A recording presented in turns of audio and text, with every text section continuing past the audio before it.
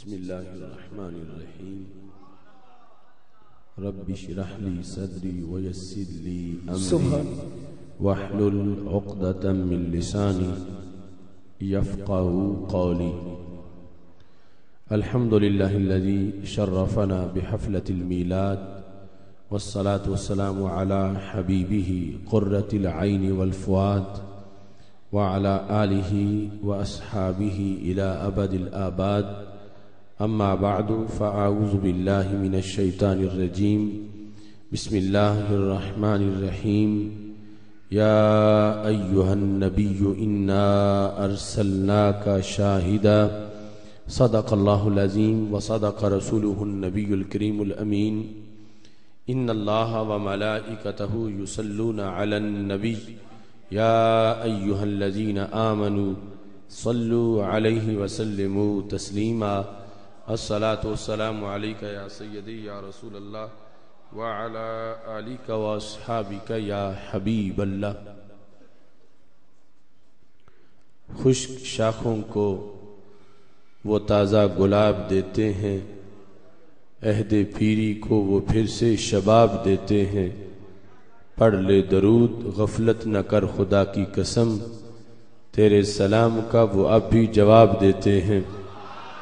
الصلاۃ والسلام علیک یا سیدی یا رسول اللہ وعلی آلک واصحابک یا حبیب اللہ. مولا صلی وسلم دائما ابدا علی حبیبک خیر الخلق کلہم.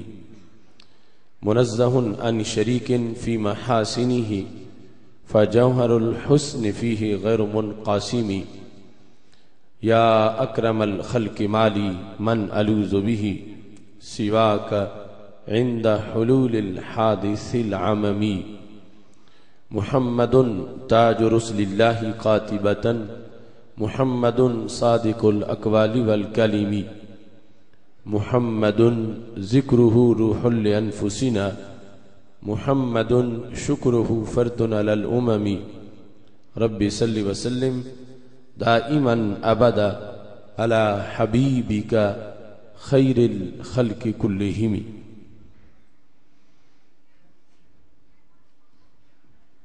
میلاد کا جشن منانے سے گھر رحمت سے بھر جاتا ہے. مسرور ہوائیں چلتی ہیں، ایمان کا علم لہراتا ہے. جب یاد میں ان کی اشکوں سے آنکھوں کے کٹورے بھرتے ہیں، تب گنبد خضرا کی جانب دل عاشق کا جھک جاتا ہے. وہ پیدا ہوئے تو امت کی بخشش تھی پیش نظر ان کے، میلاد کا جشن منانے سے پھر منکر کیوں گھبراتا ہے.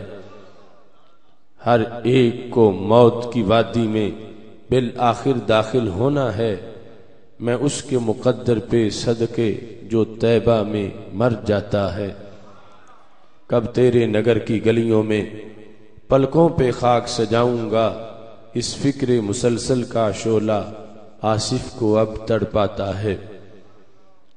اللہ تبارک و تعالی جل جلالہ وعم نوالہ واتم برہانہ وعظم شانہ وجل ذکرہ وعز اسمہ کی حمد و ثنا، اور حضور سرور کائنات مفخر موجودات زینت بزم کائنات دستگیر جہاں غم گسار زمان سید سروراں حامی بے کساں قائد المرسلین خاتم النبیین احمد مجتبی جناب محمد مصطفیٰ صلی اللہ علیہ وآلہ وآصحابہ وبارک وسلم کے دربار گوہر بار میں ہدیہ درود و سلام عرض کرنے کے بعد رون کے محفل استاد العلماء حضرت علامہ مولانا محمد نذیر احمد چشتی صاحب زید مجدہ رہنما صراط مستقیم علماء کونسل، فاضل محتشم حضرت مولانا محمد مسلم کیلانی صاحب حافظہ اللہ تعالی، محترم الحاج منیر احمد قادری صاحب امیر ادارہ صراط مستقیم پاکستان ضلع گوجرانوالا، وارثان منبر و محراب، ارباب فکر و دانش، نہایت ہی معزز و محتشم سامعین حضرات، رب ذوالجلال کے فضل اور توفیق سے ادارہ صراط مستقیم صدیق اکبر یونٹ کے زیر اہتمام آج سالانہ میلاد مصطفیٰ صلی اللہ علیہ وسلم کانفرنس میں ہم سب کو شرکت کی سعادت حاصل ہو رہی ہے۔ میری دعا ہے خالق کائنات جل جلالہ ہمارے ان بھائیوں کی اس کاوش کو اپنے دربار میں قبول فرمائے، اور رب ذوالجلال اس ماہ مقدس میں ہر گھڑی کے اندر ہمیں کثرت سے درود و سلام پڑھنے اور اسوہ حسنہ پہ عمل کرنے کی توفیق عطا فرمائے۔ سید المرسلین خاتم النبیین حضرت محمد مصطفیٰ صلی اللہ علیہ وآلہ وصحابہ وبارک وسلم کی ولادت باسعادت کی خوشی ہر مومن کا ترہ امتیاز ہے، چونکہ جس گھڑی ہمارے آقا صلی اللہ علیہ وسلم دنیا میں جلوہ گر ہوئے، جتنا نور اس گھڑی میں کائنات کو نصیب ہوا اتنا صدیوں کے حصے میں بھی نہیں آیا، جتنی ہدایت، جتنی پارسائی، تقوی و تقدس کائنات کو سید المرسلین حضرت محمد مصطفیٰ صلی اللہ علیہ وسلم کی دنیا میں جلوہ گری سے کائنات کو میسر آیا، وہ اور کسی گھڑی کی شان نہیں ہے۔ اس بنیاد پر آج 15ویں صدی میں بھی ہم اپنے دلوں میں جو نور ایمان کی تجلی دیکھ رہے ہیں، یقیناً یہ طیبہ کے چاند کی چاندنی ہے، اس لیے ہر دل سے یہ صدا اٹھتی ہے، جس سہانی گھڑی چمکا طیبہ کا چاند، اس دل افروز ساتھ پہ لاکھوں سلام۔ سید عالم نور مجسم شفیع معظم صلی اللہ علیہ وسلم کی دنیا میں جلوہ گری کے رب ذوالجلال نے مختلف مقاصد بیان کیے ہیں، اور آپ کا کائنات میں آنا رب ذوالجلال نے اس کو مختلف القاب کی روشنی میں ذکر کیا ہے۔ میں نے آپ حضرات کے سامنے قرآن مجید برہان رشید کی ایک آیت کریمہ کا ابتدائی حصہ تلاوت کیا ہے۔ خالق کائنات جل جلالہ ارشاد فرماتا ہے، یا ایھا النبی انا ارسلناک شاہدا، اے غیب کی خبریں دینے والے یعنی نبی، ہم نے آپ کو شاہد بنا کر بھیجا ہے۔ سید عالم سید المرسلین حضرت محمد مصطفیٰ صلی اللہ علیہ وسلم کا یہ وصف دیگر اوصاف کی طرح بڑا جامع وصف ہے۔ اگر غور کیا جائے تو اہل سنت و جماعت کے تمام عقائد کا خلاصہ اسی ایک لفظ شاہد کے اندر موجود ہے۔ ہم یہ عقیدہ رکھتے ہیں کہ خالق کائنات جل جلالہ نے سید المرسلین حضرت محمد مصطفیٰ صلی اللہ علیہ وسلم کو ہر عیب سے پاک پیدا فرمایا ہے، اور جتنا حسن و جمال خالق کائنات جل جلالہ نے حضرت سیدہ آمینہ رضی اللہ تعالی عنہا کے لال کو عطا کیا، اتنا کائنات میں کسی چیز کو بھی عطا نہیں کیا گیا۔ اس کا بیان بھی لفظ شاہد ہی کے اندر موجود ہے۔ ہم یہ عقیدہ رکھتے ہیں کہ ہمارے آقا صلی اللہ علیہ وسلم کو رب ذوالجلال نے جتنے علوم عطا فرمائے ہیں وہ کسی اور کے حصے میں نہیں آئے، اس کا تذکرہ بھی اسی لفظ شاہد میں موجود ہے۔ ہم یہ یقین رکھتے ہیں کہ پوری کائنات ہمارے آقا صلی اللہ علیہ وسلم کی خدمت میں حاضر ہے اور آپ اس کے ناظر ہیں، اس کا تذکرہ بھی اسی لفظ شاہد کے اندر موجود ہے۔ ہم یہ عقیدہ رکھتے ہیں کہ خالق اور مخلوق کے درمیان بہت سے وسائل ہیں، لیکن وسیلہ کبریٰ، سب سے بڑا وسیلہ رب ذوالجلال کی دربار کی طرف جو انسانوں کی رہنمائی کرتا ہے اور انسانوں کی حاجات پوری کرتا ہے، مشکل کشا اور حاجت روا بإذن خدا وہ وسیلہ بھی ہمارے آقا صلی اللہ علیہ وسلم کی ذات گرامی ہے، اور اس کا تذکرہ بھی اسی لفظ شاہد کے اندر موجود ہے۔ سید عالم نور مجسم شفیع معظم صلی اللہ علیہ وسلم کے اختیارات اور رب ذوالجلال کی طرف سے دیے گئے آپ کو ہمہ جہت انعامات، ان کا تذکرہ بھی اس کے اندر موجود ہے۔ اس مختصر وقت میں صرف اس کا ایک سکیچ، بنیادی خاکہ آپ کے سامنے پیش کرتے ہوئے اپنی گفتگو کو سمیٹوں گا، اور اس کے اندر اتنی لذت اور حلاوت ہوگی، اگر آپ خود سوچتے رہیں گے تو کئی دنوں مہینوں میں سوچتے سوچتے لذت پاتے پاتے آپ خود اس مضمون کی تکمیل کی طرف اپنا سفر شروع کر دیں گے۔ رب ذوالجلال ہم سب کو حضوری عطا فرمائے، اور خالق کائنات جل جلالہ ہماری سوچوں کو، ہمارے خیالوں کو، ہمارے تصورات کو شہر مدینہ شریف کی طرف ہمیشہ متوجہ رکھے۔ لفظ شاہد عربی زبان کا لفظ ہے جس کا عمومی طور پر معنی گواہ کے ساتھ کیا جاتا ہے۔ اعلی حضرت فاضل بریلوی رحمۃ اللہ علیہ نے بہت سی نصوص قطعیہ کی روشنی میں اس کا ترجمہ حاضر و ناظر کے ساتھ کیا۔ امام سلمی حقائق التفسیر میں کہتے ہیں کہ اگر لفظ شاہد کا معنی گواہ کیا جائے تو پھر بھی یہ بہت سی عظمتوں کے کہکشاں کے طور پر قرآن مجید میں موجود ہے، لیکن اس میں اس بات کو انہوں نے تفصیل سے بیان کیا کہ شاہد شہادت سے بنا ہے، شہادت کا معنی گواہی دینا ہے۔ عمومی طور پر دیکھا جائے تو یہ وصف اللہ نے ہر بندے ہی کو عطا کیا ہے، کوئی بھی ایسا نہیں جو دنیا میں آیا ہو اور شاہد نہ ہو، گواہ نہ ہو، ہر بندہ ہی گواہ ہے۔ کوئی انسان ایسا نہیں کہ جو یہاں بیٹھا اور اس کی صفت شاہد نہ ہو۔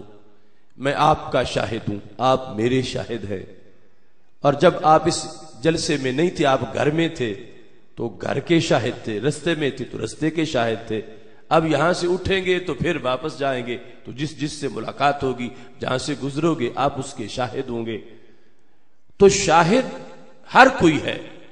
تو امام سلمی نے یہ سوال اٹھایا کہ یہ تو مقام نبوت و رسالت اور مناسب حضرت محمد مصطفیٰ صلی اللہ علیہ وسلم کا تذکرہ ہو رہا ہے، اور لفظ وہ بولا گیا ہے جس کو عمومی طور پر ہر کسی پر ہی بولا جا سکتا ہے، تو پھر اس طرح یہاں سے حضرت محمد مصطفیٰ صلی اللہ علیہ وسلم کی شان، جنہیں رب فرماتا وَرَفَعْنَا لَكَ ذِكْرَكَ، ان کی خصوصیات اور ان کے مرتبے کے مطابق جو اس کا مفہوم ہے وہ کس طرح واضح ہوگا جب ہر بندہ ہی شاہد کہلا سکتا ہے، گواہ کہلا سکتا ہے۔ ہر بندہ گواہی کے لفظ بولتا ہے، میں گواہ ہوں کہ یہ ہوا، میں گواہ ہوں اس واقعے کا، میں گواہ ہوں اس حادثے کا، میں گواہ ہوں اس جلسے کا، اس میٹنگ کا، اس ملاقات کا۔ ہر لفظ، ہر انسان یہ بولتا ہے، تو پھر یا ایھا النبی انا ارسلناک شاہدا، اللہ جو خاص بلند و بالا مرتبہ ہمارے آقا علیہ السلام کا عطا کر رہا ہے جو کسی اور کو ملا ہی نہیں، تو یہاں اس کا تذکرہ کیسے سمجھ آئے گا؟ تو امام سلمی کہتے ہیں کہ اصل میں شہادت کا ایک متعلق ہوتا ہے جس سے شہادت کا تعلق ہوتا ہے، جس کے بارے میں شہادت ہو وہ شہادت کا متعلق ہے۔ ہماری شہادت کا دائرہ، ہمارے گواہ ہونے کا دائرہ محدود سا ہے، اور سید عالم نور مجسم شفیع معظم صلی اللہ علیہ وسلم کی گواہی کا دائرہ بہت کھلا ہے۔ ہماری گواہیاں چند معین دعووں کے لحاظ سے ہیں، اور سید عالم نور مجسم شفیع معظم صلی اللہ علیہ وسلم کی گواہی کائنات کے سب سے بڑے دعوے پر ہے، اور سب سے بڑی گواہی ہے۔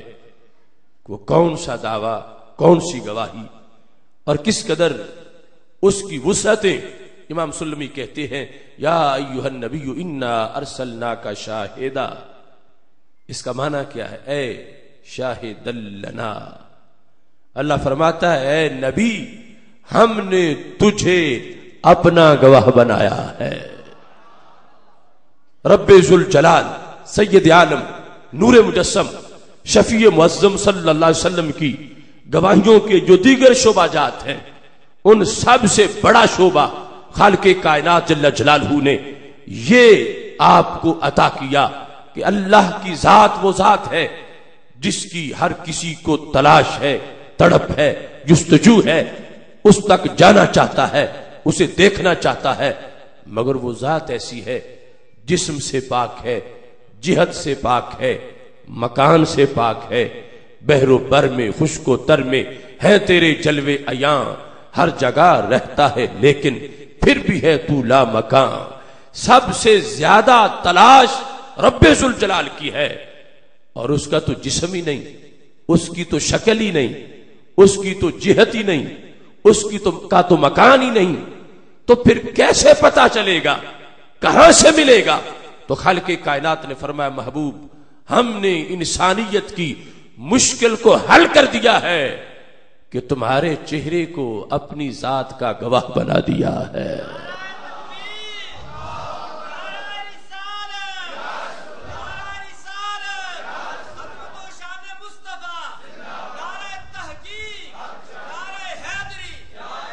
جسے یہ دیکھنا ہو کہ میرا علم کتنا ہے، محبوب وہ تمہارے علم کی طرف توجہ کر لے۔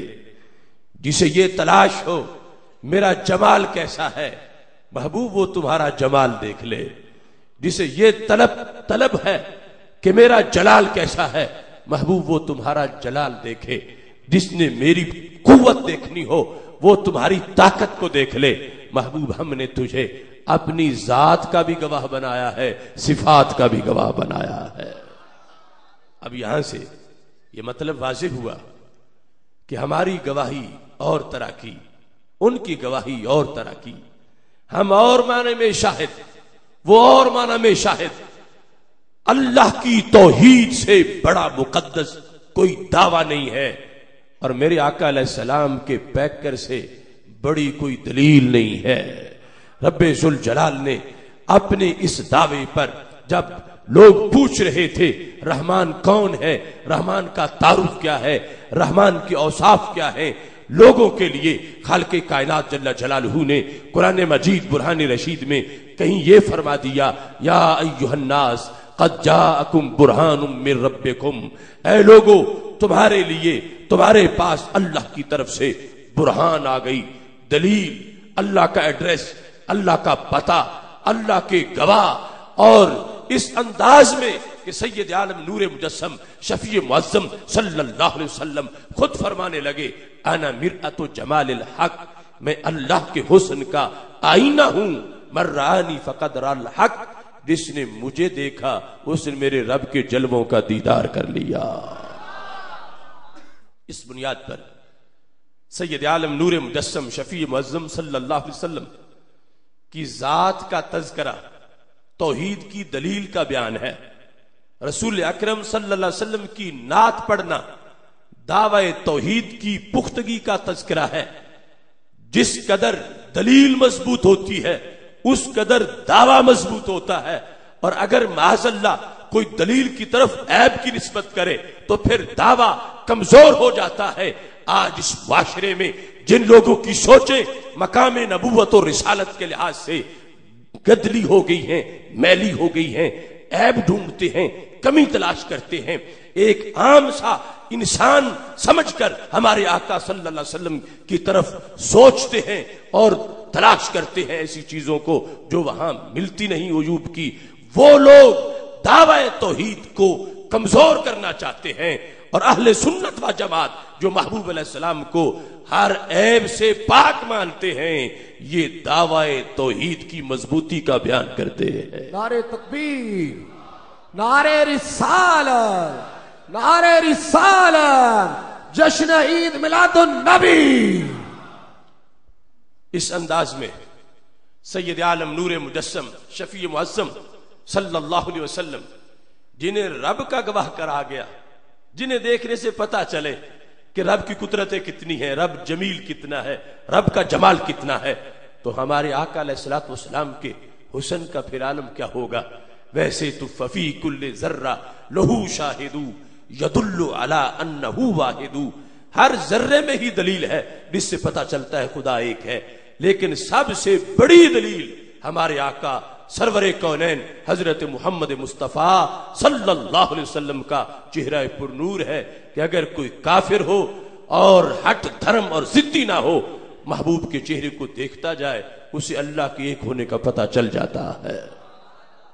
جس طرح کے حسن و جمال کو بیان کرتے ہوئے حضرت ابو رافع رضی اللہ تعالی عنہ نے یہ ذکر کیا جو ابو داؤد شریف میں موجود ہے، کہتے بعثنی قریش الی رسول اللہ صلی اللہ علیہ وسلم، مجھے قریش نے سرور کونین صلی اللہ علیہ وسلم کی طرف بھیجا تھا، پیغام دینے میں گیا تھا، میں کوئی کلمہ پڑھنے نہیں گیا تھا، میں ان کا جان نثار نہیں تھا، ڈیووشن میرے دل میں موجود نہیں تھی، میں تو ان کے دشمنوں کا خادم تھا۔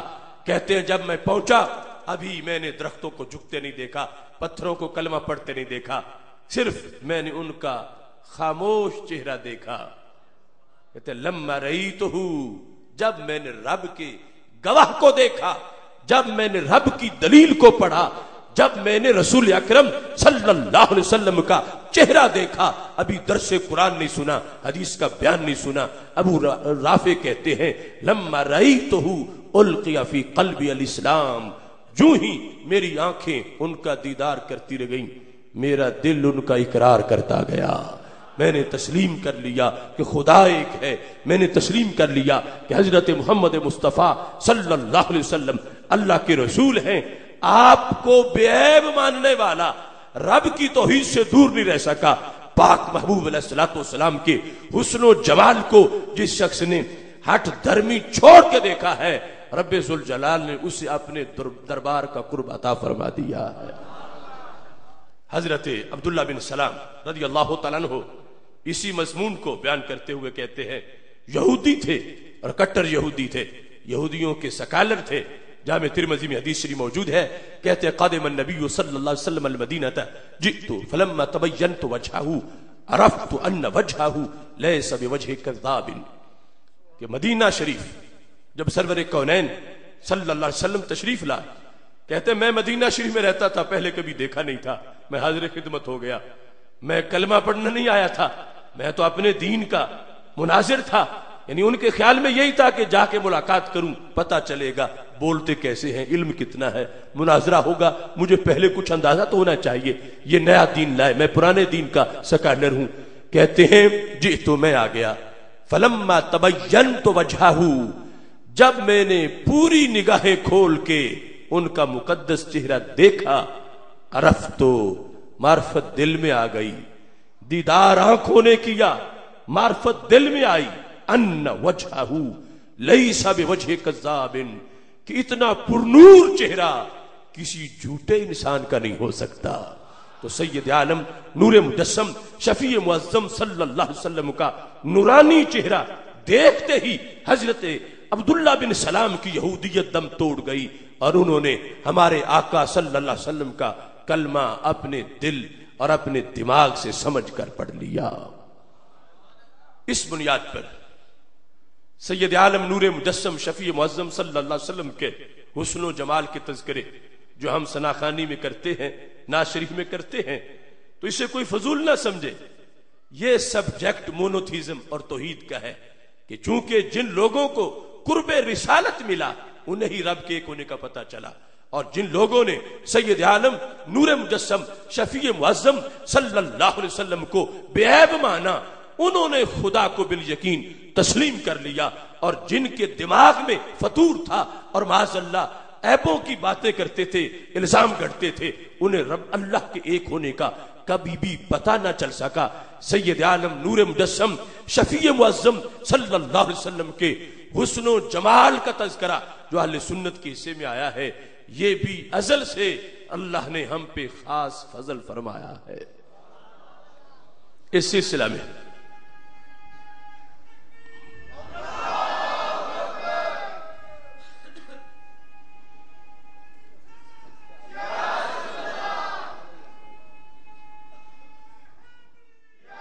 حضرت جابر بن سمرہ رضی اللہ تعالیٰ عنہ کا مشہور قول کہ جب ایک طرف آسمان پہ چاند چمک رہا تھا اور دوسری طرف مدینہ کے چاند جلوہ گر تھے، حضرت جابر ادھر بھی دیکھ رہے تھے ادھر بھی دیکھ رہے تھے، اور پھر بالآخر نتیجہ کیا نکالا؟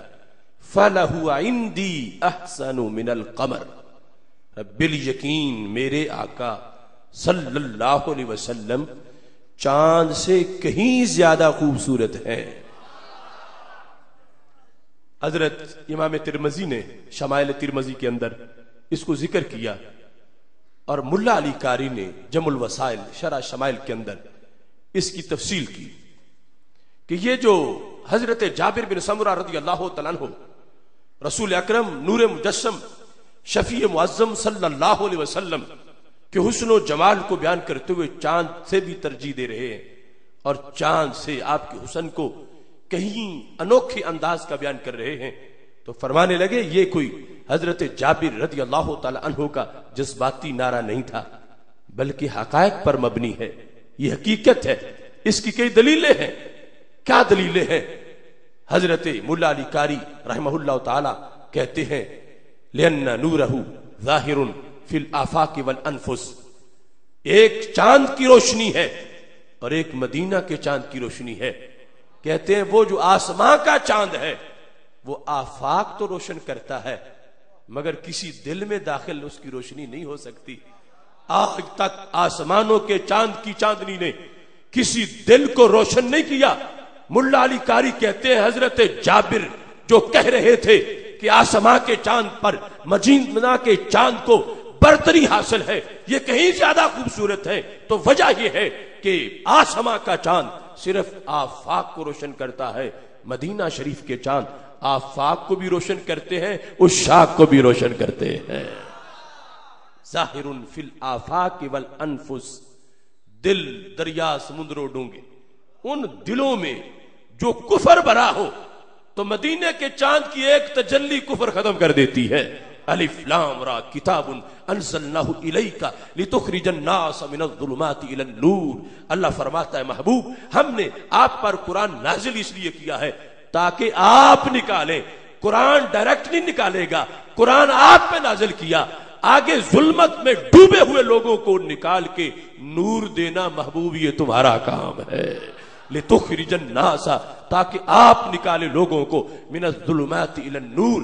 ایسی تجلی دی ہے رب ذوالجلال نے ہمارے آقا صلی اللہ علیہ وسلم کو کہ جدھر جلوہ گراتے ہیں ذروں کو آفتاب بنا دیتے ہیں، کانٹوں کو گلاب بنا دیتے ہیں۔ اس مقام پر یہ بات بھی بڑی قابل غور ہے جو بخاری شریف کے دوسرے مقام سے میرے ذہن میں آئی کہ چاند چمکتا ہے مگر چاند کی روشنی میں اندھا پھر بھی اندھا ہی رہتا ہے۔ مدینے کے چاند وہ چاند ہیں جن کی روشنی میں اندھوں کو آنکھیں مل جاتی ہیں۔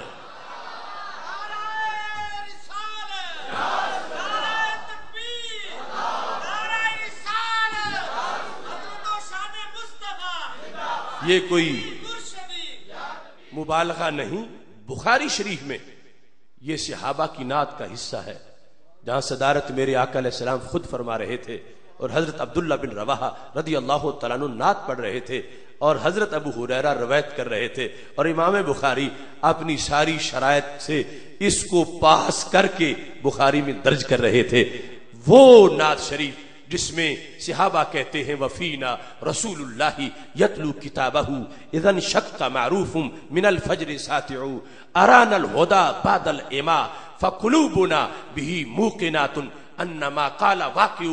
اس میں یہ جو شعر ہے ارانا الہدی بعد العما، صحابہ کہتے ہیں ہم نابینا لوگ تھے، ہمیں نظر نہیں آتا تھا، جس نے ہمیں آنکھیں دی ہیں اسے محمد مصطفیٰ کہا جاتا ہے صلی اللہ علیہ وسلم۔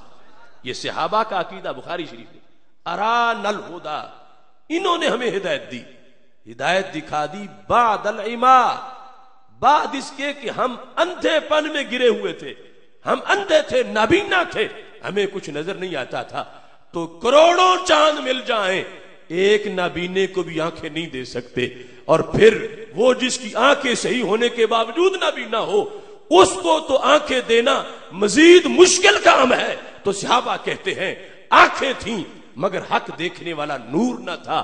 12 ربیع الاول شریف کو وہ چاند طلوع ہوئے جنہوں نے ہمارا نابینا پن دور کر کے ہمیں حق دیکھنے والی آنکھیں عطا فرما دی ہے.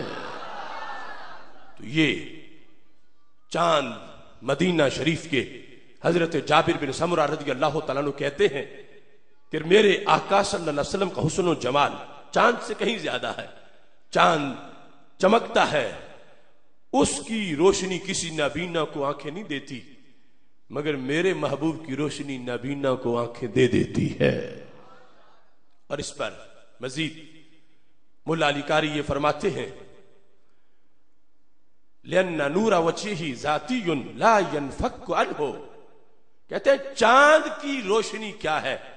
وہ تو ادھاری روشنی سے چمکتا ہے، وہ مستعار مانگی ہوئی روشنی سے چمکتا ہے، اپنی سے تو نہیں چمکتا. نور القمر مقتصب مستعار ونور وجهه ذاتی لا ينفك عنه. چاند سورج کی روشنی سے چمکتا ہے، چاند پرائی روشنی سے چمکتا ہے، چاند کسی کی روشنی سے چمکتا ہے. اور مدینہ کے چاند وہ چاند ہے فرمایا کسی کی روشنی سے نہیں، اپنی ذاتی نور سے چمکنے والے ہیں. نور وجهه ذاتی، آپ کے چہرے کا نور ذاتی ہے. ذاتی کا مطلب یہ ہے اگرچہ رب کا عطا کرتا ہے مگر آپ نے مخلوق سے کسی سے نہیں لیا، اپنے رب نے اپنا دے دیا ہے. نور وجهه ذاتی، آپ کے چہرے کا نور ذاتی ہے. تو حضرت مولا علی قاری کہنے لگے جابر بن سمرہ نے صحیح کہا ہے، ایک طرف وہ ہے جو کسی کی روشنی سے چمکتا ہے، ایک طرف وہ ہے جن کی روشنی سے کروڑوں چمکتے ہیں. تو جن کی روشنی اپنی روشنی ہے یقیناً فَلَهُ عِنْدِي أَحْسَنُ مِنَ الْقَمَرِ، یقیناً میرے محبوب آپ کا حسن و جمال چاند سے کہیں زیادہ ہے. پھر فرماتے ہیں اس کی چوتھی وجہ یہ ہے کہ چاند بڑھتا ہے بڑھ کے گھٹ جاتا ہے. پہلی کا چاند ہلال بالکل باریک، پھر موٹا ہوا بڑھتا گیا، بدر بنا 14ویں کا چاند. اس کے بعد پھر گھٹنے لگا، گھٹتا گھٹتا گم ہو گیا. مولا علی قاری کہتے ہیں آسمان کا چاند بڑھ کے گھٹ جاتا ہے، مدینہ کے چاند بڑھتے ہیں گھٹتے نہیں ہیں. فَلَهُ عِنْدِي أَحْسَنُ مِنَ الْقَمَرِ، ان کی ہاں ترقی ہے، تنزل نہیں ہے. یہ بڑھتے ہیں، یہ گھٹتے نہیں ہیں. ان میں ہمیشہ وَلَلْآخِرَةُ خَيْرٌ لَكَ مِنَ الْأُولَى. رب ذوالجلال ہر بات کی گھڑی میں نیا نور عطا فرما رہا ہے. پھر فرماتے ہیں اور وجہ بھی ہے. کیسے؟ فرمایا یہ آسمان کے چاند کو تو گرن لگ جاتا ہے، چاند چاند ہو کے اندھیرا ہو جاتا ہے، بے نور ہو جاتا ہے. ہم آسمان کے چاند کے لیے تو گرن ہے مگر مدینے کے چاند کے لیے کوئی گرن نہیں ہے. مدینے کے چاند پر اندھیروں کا قبضہ نہیں ہو سکتا، مدینے کے چاند پر اندھیروں کا غلبہ نہیں ہو سکتا. مدینے کے چاند پر کبھی گرن نہیں ہے، کبھی یہ بے نور نہیں ہوتا. تو کہا حضرت جابر رضی اللہ تعالیٰ عنہ فرما رہے تھے تو برحق فرما رہے تھے فَلَهُ عِنْدِي أَحْسَنُ مِنَ الْقَمَرِ، کہ میرے محبوب چاند سے کہیں زیادہ حسن و جمال کے مالک ہیں. اس کے ہمراہ انہوں نے اس چیز کو بھی بیان کیا ما زیادت الکمالات السوریہ والمعنویہ. آسمان کا چاند چمکتا ہے مگر وہ مشکل کشائی نہیں کرتا، چمکتا ہے حاجت روائی نہیں کرتا. یہ چمکتے بھی ہیں، مسلح پہ جماعت کراتے بھی ہیں، بدر میں جاتے بھی ہیں اور حاجت روائی مشکل کشائی فرماتے بھی ہیں. اس بنیاد پر فرمایا فَلَهُ عِنْدِي أَحْسَنُ مِنَ الْقَمَرِ، کہ رب ذوالجلال نے ہمارے چاند مدینہ شریف کے چاند کو تو کہیں بڑھ کی عظمتیں عطا فرمائی ہیں.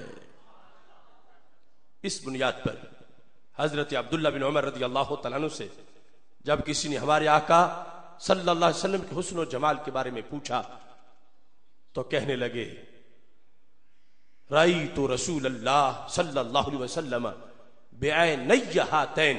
مصنف عبد الرزاق میں گولڈن چین سونے کی سند سے زہری ان سالم ان عبداللہ بن عمر، اس سند سے یہ بات موجود ہے کہ حضرت عبداللہ بن عمر رضی اللہ تعالیٰ عنہ کہتے ہیں میں نے اپنی ان دو آنکھوں سے اپنے رسول صلی اللہ علیہ وسلم کو دیکھا.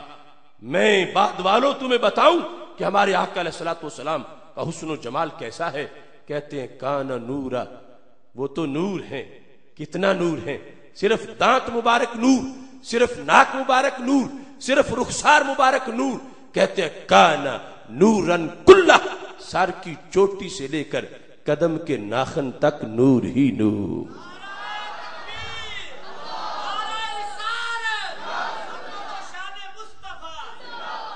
بل نورم من نور اللہ، کل نور، اور اللہ کے نور سے نور.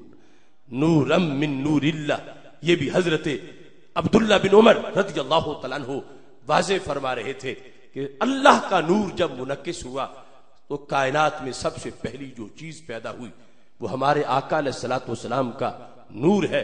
اور شرک کا وہم نہیں پڑتا، اس واسطے اللہ کا جو نور ہے وہ جسم سے پاک ہے، اور یہ نور مصطفیٰ علیہ السلام تو مجسم ہے.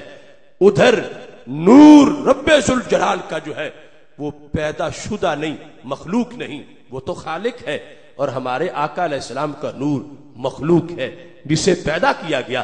اس بنیاد پر یہ نور اور ہے، وہ نور اور ہے، لیکن رب ذوالجلال کے نور کی تجلی پڑنے سے، انعکاس اور ریفلیکشن سے جو پہلی چیز پیدا ہوئی وہ ہمارے آقا صلی اللہ علیہ وسلم کا نور ہے، جو تمام انوار سے زیادہ طاقتور ہے. یہاں تک کہ معراج کی رات جب حضرت جبریل علیہ السلام یہ کہہ رہے تھے لو دنوت ان ملت اللہ ترکتو، اگر ایک پورا بھی یہاں سے میں آگے بڑھوں گا تو میرا نور جل جائے گا، تو محبوب یہ نہیں فرما رہے تھے کہ جبریل تم جلو گے تو میں کیسے جاؤں گا.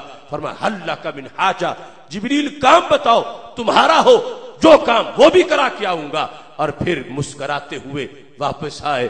بدن پہ جبہ بھی سلامت تھا، سر پہ پگڑا بھی سلامت تھا. اس بنیاد پر سید عالم نور مجسم شفیع معظم صلی اللہ علیہ وسلم کا حسن و جمال کائنات کا منفرد حسن و جمال ہے. لفظ شاہد اس بات کی وضاحت کر رہا ہے کہ آپ کی وجہ سے لوگوں نے ظلمت کو چھوڑنا ہے، نور پانا ہے، کفر چھوڑنا ہے، ایمان پانا ہے، جہنم سے نکلنا ہے، جنت کو پانا ہے. اگر معاذ اللہ کوئی عیب ہوتا تو کل قیامت کے دن کوئی بہانہ کرے گا، اے اللہ میں تیرا دین تو ضرور مانتا، میں توحید تو ضرور مانتا، مگر جو تو نے اپنی دلیل دی تھی معاذ اللہ اس دلیل میں کمی تھی، میرا تو کوئی قصور نہیں، دلیل کے اندر کمزوری تھی جس کی وجہ سے میں کافر کا کافر رہا. تو رب ذوالجلال کل کسی کو کوئی بہانہ نہیں کرنے دے گا. دلیل کو اتنا خوبصورت بنایا کہ جہاں عیب کا تصور بھی نہیں کیا جا سکتا، اس انداز میں جامع حسن دیا کہ جو بھی ضدی اور ہٹ درم نہ ہو جب دلیل کو دیکھے گا رب کے دربار میں ضرور پہنچ جائے گا. پھر اسی لفظ شاہد کو اختصار سے اس لحاظ سے بھی دیکھیں کہ جب کسی نے کسی کے بارے میں گواہی دینی ہو تو جانے بغیر تو گواہی ہو نہیں سکتی، ورنہ معاذ اللہ گواہی بوگس ہوگی. تو یہ سچی گواہی جو میرے آقا صلی اللہ علیہ وسلم نے ہر کسی کو دینی ہے، پڑھے ہوئے کو بھی، ان پڑھ کو بھی، کنزین کو بھی، ذہین کو بھی، عربی کو بھی، اجمی کو بھی، گورے کو بھی، کالے کو بھی، مدنی کو بھی، مکی کو بھی، حجازی کو بھی، مصری کو بھی، ہندی سندھی شامی پاکستانی کو بھی، اس وقت کے انسان کو بھی، 15ویں صدی کے مسلمان کو بھی، اور قیامت تک کے لوگوں کو اس بنیاد پر میرے آقا صلی اللہ علیہ وسلم کا علم ایسا ہونا چاہیے، اتنا ہونا چاہیے، کوئی جتنا بھی کنزین ہو سرکار ایک بار رب کا تعارف کروائیں، اسی وقت دلوں میں بہار آ جائے، اسی وقت رب ذوالجلال کے بارے میں لوگوں کو تعارف مل جائے. اس بنیاد پر میرے آقا علیہ السلام نے فرما دیا تھا، صحیح بخاری شریف میں ہے، انا اتقاکم واعلمکم باللہ. اے انسانیت، کائنات کے انسانوں، جتنا رب کو میں جانتا ہوں اتنا کوئی نہیں جانتا. اس بنیاد پر ہمارے آقا صلی اللہ علیہ وسلم کو جب رب نے اپنا گواہ بنایا تو پھر اپنی ذات کا علم بھی عطا فرمایا. تو جس کو خالق کا علم ہوگا تو مخلوق کا کیسے نہیں ہوگا؟ مخلوق تو خالق کے علم میں تمہید میں آ جاتی ہے. کہاں گئی وہ سوچ جو کہے دیوار کے پیچھے کا علم نہیں, کل کا علم نہیں, پرسوں کا علم نہیں, گھوڑی کا علم نہیں, مکھی اور چھپی ہوئی چیزوں کا, سمندر کی گہرائی کا, پہاڑوں پتھروں کے اندر کا, یہ ساری مخلوقات سمٹ کر علم خالق کی تمہید بنتی ہے. اور جو علم خالق اللہ کے بارے میں معلومات کی سپیشلائزیشن کر چکے ہو, مخلوق کا علم تو پرائمری حیثیت میں ہی دیکھ لیا تھا. اس بنیاد پر وہ جب آغاز ہوا اسی پر یہ ساری چیزیں ہمارے آقا صلی اللہ علیہ وسلم کے سامنے موجود ہیں. اور اللہ نے اپنی ذات کا علم دے کر گواہ بنایا ہے کہ لوگ تعارف پوچھے تو میرا پورا پتا ہو, میری جو صفت پوچھے, میری جو شان پوچھے, میری احوال مختلف حالات کو پوچھے تو آپ اس کو بیان کریں. تو شاہد کے لفظ نے یہ بتا دیا کہ میرے آقا صلی اللہ علیہ وسلم کا علم اتنا ہے جسے ترازو میں تولا نہیں جا سکتا, کسی پیمانے سے ناپا نہیں جا سکتا. ہاں اللہ کے لحاظ سے اس کی ایک حد ہے, ہمیں تو کوئی حد نظر نہیں آتی.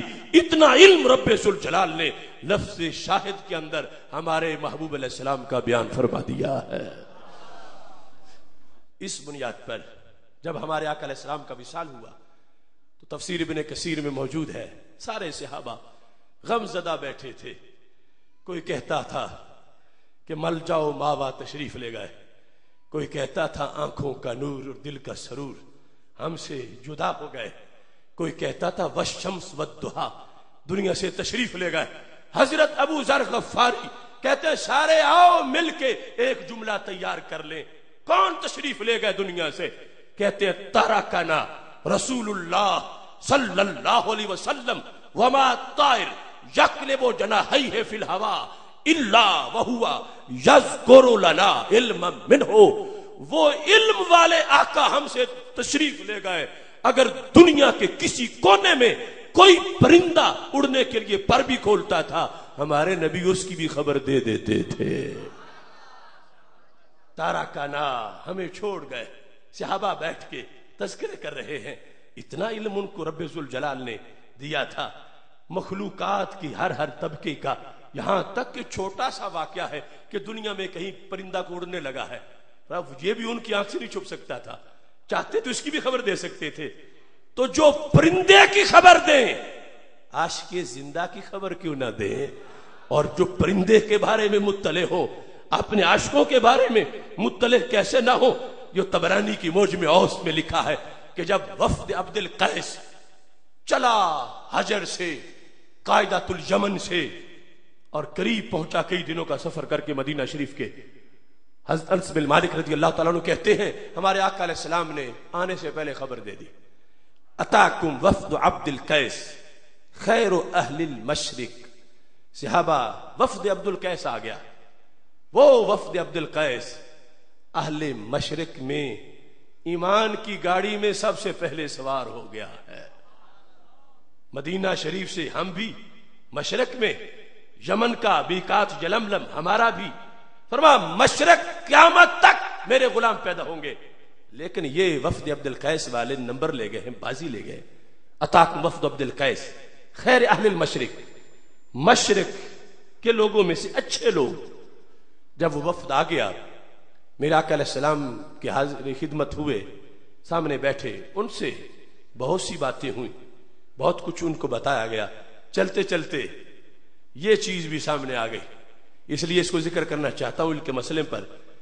کچھ لوگوں نے آج نبوت اور رسالت کے بارے میں تعارف وہ محدود کر دیا ہے, جس کی وجہ سے بہت سے اعتراضات غیروں کے جنم لے گئے. کہتے ہیں نبی کا کام نماز کا مسئلہ بیان کرنا ہے, روزے کی بات بتانا ہے, حج کا طریقہ بیان کرنا ہے. یہ چھپی ہوئی چیزیں جاننا یہ نبی کا کام نہیں.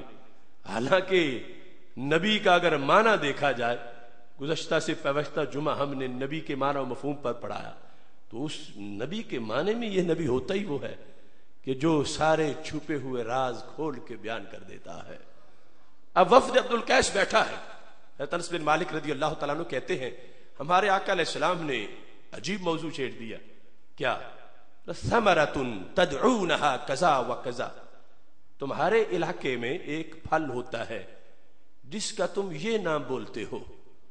وہ محبوب جو کبھی ان کے علاقے میں گئے نہیں، ان کے علاقے کی باتیں ان سے شیئر کرنے لگے. ثمرۃ تدعونھا کذا و کذا، تمہارے علاقے کا ایک پھل ہے، اس کا تم یہ نام لیتے ہو. ثمرۃ تدعونھا کذا و کذا، ایک دوسرا پھل ہے جس کا تم یہ نام لیتے ہو، ایک تیسرا پھل ہے جس کا تم یہ نام لیتے ہو.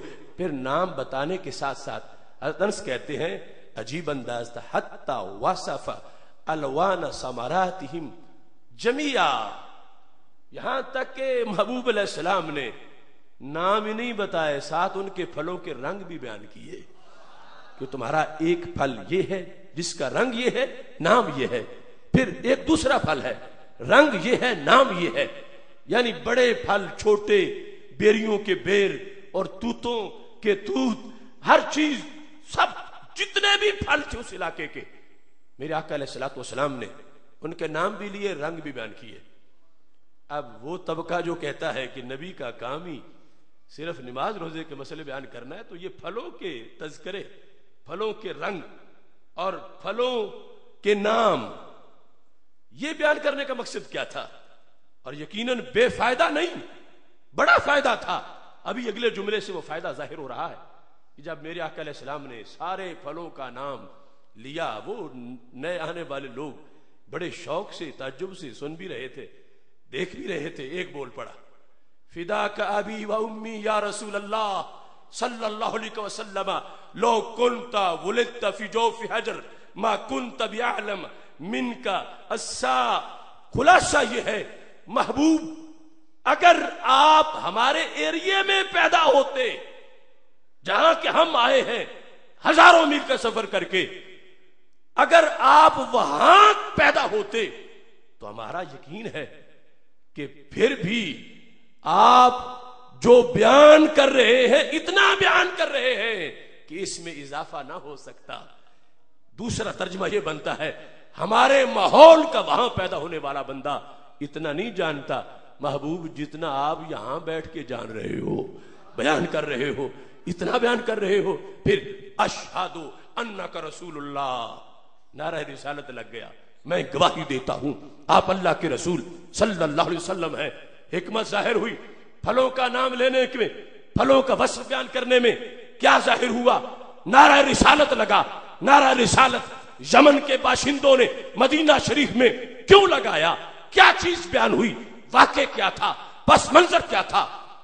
رب کعبہ کی قسم، یہ پس منظر بخاری حدیث محجم اوسط کی بیان کر رہی ہے کہ وہ لوگ کہہ رہے تھے جو یہاں بیٹھ کے ہمارے پھلوں کو اتنا جانتے ہیں تو دلوں کو کتنا جانتے ہوں گے. یہ دیکھ کر کہتے ہیں ہم تو گواہ ہیں آپ اللہ کے رسول صلی اللہ علیہ وسلم ہیں، ہم نے رسول مانا، محبوب تجھے نبی مانا، تمہارے علم کو سلام، تمہارے ادراک کو سلام. یہاں بیٹھ کے پھل پھل کی بات بتا رہے ہو، ہمارے پھلوں کا تذکرہ کر رہے ہو.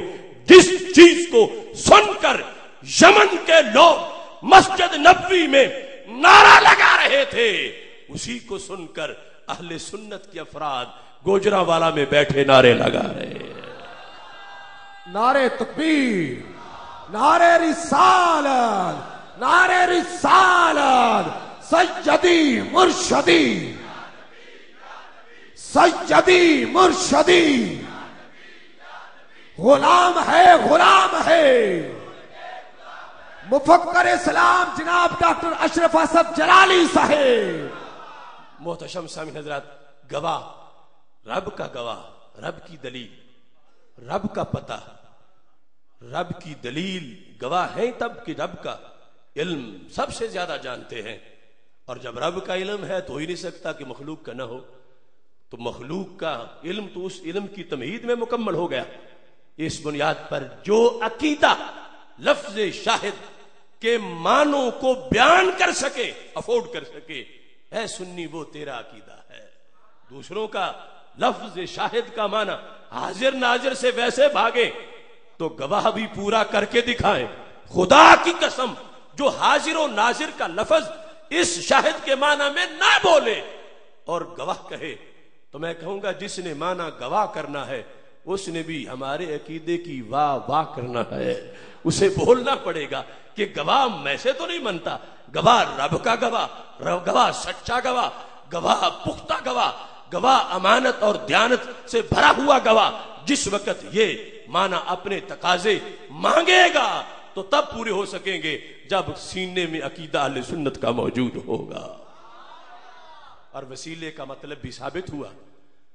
رب ذوالجلال نے فرمایا محبوب ہم نے آپ کو گواہ بنایا، میں تو جسم سے پاک، جہت سے پاک، میرے پاس تو بیٹھ نہیں سکتے، میرے پاس آئیں تو کیسے آئیں، سفر کریں تو کس جہت میں سفر کریں کہ مجھ تک پہنچے۔ محبوب تمہارا جسم بھی، تمہاری جہت بھی، تمہاری شکل بھی، تمہارا مکان بھی، آپ کے پاس جائیں اور مجھے پائیں، جن کے در پہ جائیں تو خدا ملے۔ قرآن انہیں شاہد کہہ رہا ہے، وہ ذات جن کے در پر رب نے مخلوق کو بھیجا کہ ان کے پاس پہنچو گے تو مجھ تک آ جاؤ گے، اسی ذات کو تو وسیلہ کہا جاتا ہے۔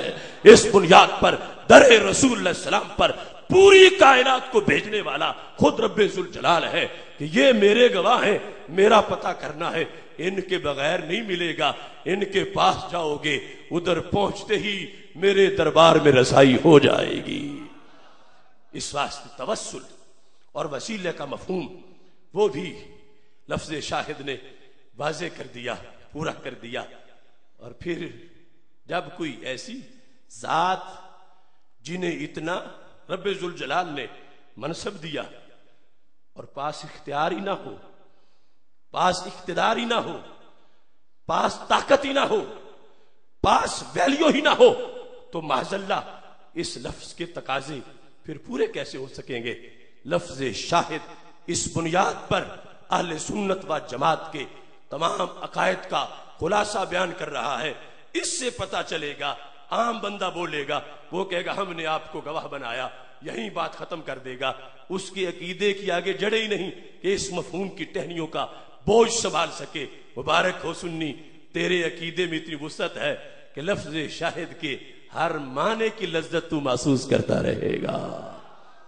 بحمد اللہ ملا حق سے عقیدہ اہل سنت کا، پڑھا ہے قدسیوں نے بھی قصیدہ اہل سنت کا، زمین ہے اہل سنت کی، زمانہ اہل سنت کا، بنایا رب نے جنت میں ٹھکانہ اہل سنت کا۔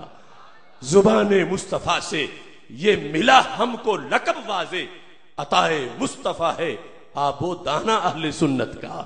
اس واسطے ہم جشن منا رہے ہیں، شکر کر رہے ہیں کہ رب ذوالجلال نے اتنا کرم کیا۔ اگرچہ 14 صدیاں پہلے وہ جلوہ گر ہوئے، مگر ان کا نور آج بھی ہمیں تو بالکل تازہ محسوس ہو رہا ہے۔ اس لیے اسی لفظ شاہد کا وہ معنی جو فاضل بریلوی رحمۃ اللہ علیہ نے بیان کیا، اس کے پیش نظر آج ہم دشمنوں کو جواب دے سکتے ہیں، جو فلمیں بنانے والے، گستاخانہ خاکے بنانے والے، وہ کہتے ہیں کہ نبی گئے دنیا سے، صدیاں گزر گئیں، تمہاری تو ملاقات بھی نہیں ہوئی، پھر بھی انہی کا نام لیتے ہو۔ وہ خاکے بنا کے معاذ اللہ ہٹانا چاہتے ہیں نسل نو کو کہ کوئی اور محبوب بنا لو، بدل لو، نہ بات ہوئی، نہ ملاقات ہوئی، نہ پاس بیٹھے، اور پھر بھی بات جب ان کی کوئی کرے گستاخی کی تو جان دینے کے لیے تیار ہو جاتے ہو۔ وہ مغرب ویسٹ کے شیطان فلمیں بنا کے چاہتے ہیں کہ کسی طرح ان کا رابطہ جو ہے وہ منقطع کیا جائے، انہیں بتایا جائے کہ تمہارا تو آپس میں رابطہ ہی نہیں ہے۔ اور ایک ناہنجار کمپنی ہے، وہ ان کی اتحادی ہے، وہ کہتے ہیں بالکل کوئی رابطہ نہیں، کیونکہ معاذ اللہ مٹی میں مل گئے وہ تو۔ اب ایسے عالم میں سنی عقیدہ ہی ہے جو مغرب کے شیطانوں کو جواب دے سکتا ہے۔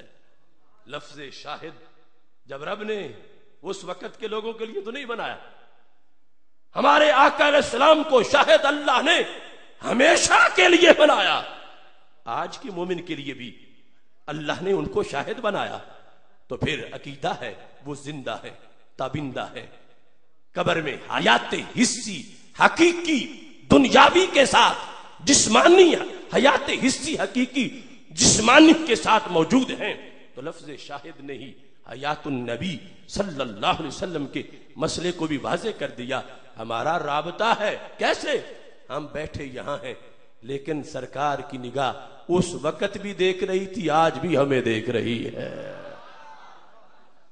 جب حضرت معاذ بن جبل رضی اللہ تعالیٰ عنہ کو ہمارے آقا علیہ السلام نے یمن کا قاضی بنایا تھا، مشکات شریف میں بھی حدیث ہے، مسند امام احمد میں، جس وقت آپ ان کو لے کر چلے مدینہ شریف سے باہر رخصت کرنے کے لیے، تو سنیت الوداع جہاں مہمانوں کو رخصت کر دیا جاتا تھا، وہاں جا کر میرے آقا علیہ السلام نے عجیب خبر دے دی حضرت معاذ کو، یا معاذ انک عسى الا تلقانی بعد عامی ھذا، معاذ اب تیری میری ملاقات نہیں ہوگی، تم آؤ گے تو میرے ممبر کے پاس سے گزرو گے، میری قبر کے پاس سے گزرو گے، تمہارے بعد میں دنیا سے جا چکا ہوں گا۔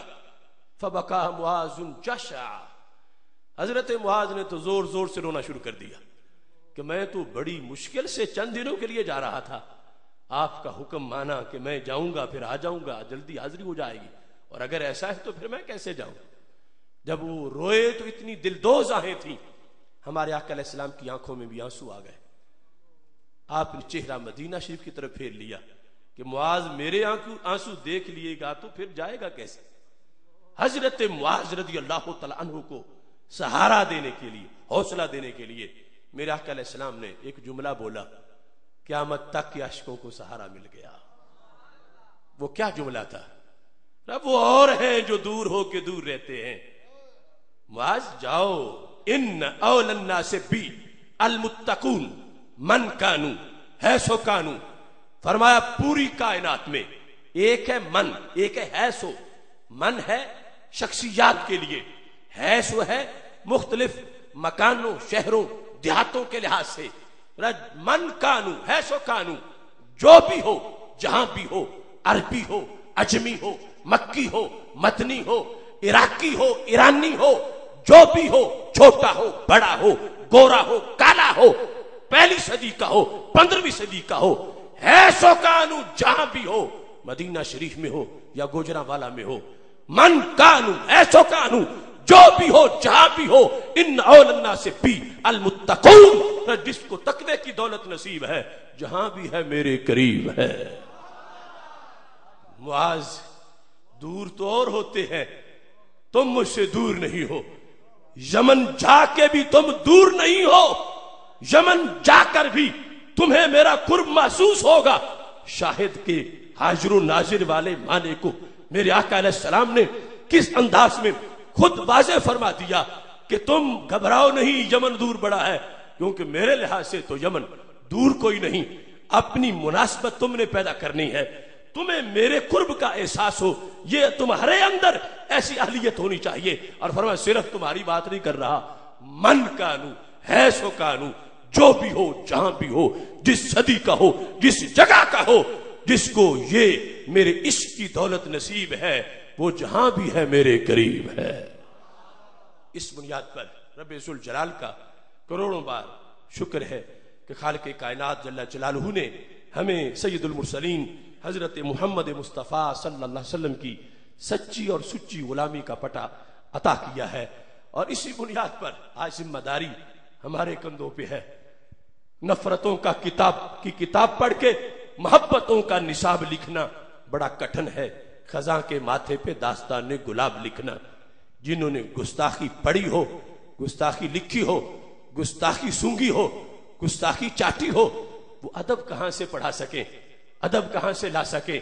آج جس وقت عالم کفر ناموس رسالت پہ حملے کر رہا ہے اور اس ملک سے 295 قانون ناموس رسالت ختم کروانے کے لیے امریکہ روزانہ کی سازشیں تیار کر رہا ہے، اس کے جواب میں ناموس رسالت کا علم اگر بلند کر سکتا ہے تو سنی نوجوان بلند کر سکتا ہے۔ کشتی حق کا زمانے میں سہارا تو ہے، عصر نورات ہے، دھندلا سا ستارہ تو ہے۔ اس لیے 15 مارچ کو مینار پاکستان پر تاریخی شان رسول صلی اللہ علیہ وسلم کانفرنس کا انعقاد کیا جا رہا ہے، جس میں ہم لاکھوں کی تعداد میں انشاءاللہ اکٹھے ہو کر حلف اٹھائیں گے کہ جب تک ہم میں سے ایک بھی زندہ رہا ہم اپنے ملک سے 295 قانون ختم نہیں ہونے دیں گے۔ 15 مارچ ممتاز حسین قادری کی رہائی کے لیے ووٹ کاسٹ کرنے کا تاریخی دن ہے. میں آپ سے 15 مارچ کیا ممتاز حسین قادری کی رہائی کا ووٹ مانگ رہا ہوں. وہاں میڈیا کے سامنے لاکھوں کی تعداد میں ہم نے یہ ظاہر کرنا ہے، اعلان کرنا ہے کہ ممتاز قادری اکیلا نہیں، ہم سارے اس کے ساتھی ہیں اور ہم سارے اس کی رہائی کے چاہنے والے ہیں. اس عظیم مقصد کے لیے نکلنا ہے، آگے بڑھنا ہے. ابھی آپ کے پاس 15 مارچ تک کافی ٹائم ہے. اس کمپین کو چلائیں، یہ پیغام پہنچائیں. ٹھیک ہے ہمارے پاس امریکہ جتنے پیسے نہیں اور امریکہ جتنے وسائل نہیں، مگر ہمارے پاس سر بھی ہیں، ہمارے پاس دل بھی ہیں، ہمارے پاس ہاتھ بھی ہیں، ہمارے پاس لاہور جانے کا تو کرایہ بھی ہے. اس واسطے گھروں سے نکل کر دوستوں کو دعوت دے کر اتنی تعداد میں اکٹھے ہو جاؤ کہ پینٹاگان پر ماتم طاری ہو جائے، وائٹ ہاؤس کے شیطانوں کو پتہ چل جائے